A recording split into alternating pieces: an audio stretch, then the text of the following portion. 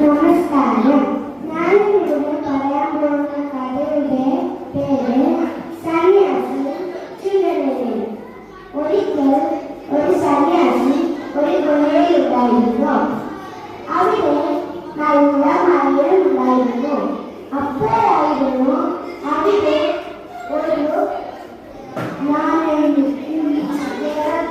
ഒരു മനുഷ്യനുണ്ടായിരുന്നു. നോക്കിയപ്പോൾ മനസ്സിലായി അതൊരു ചുണ്ടനെലി.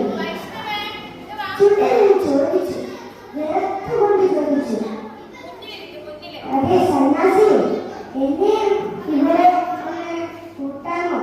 സന്യാസി പുഞ്ചിരിച്ചുകൊണ്ട് തന്നെ പറഞ്ഞു, അതിനെന്താ, കിട്ടാമല്ലോ. ഒരിക്കൽ ചുണ്ടനെലി നടന്നു പോകുകയാണ്. അപ്പോഴായിരുന്നു ഒരു പൂച്ച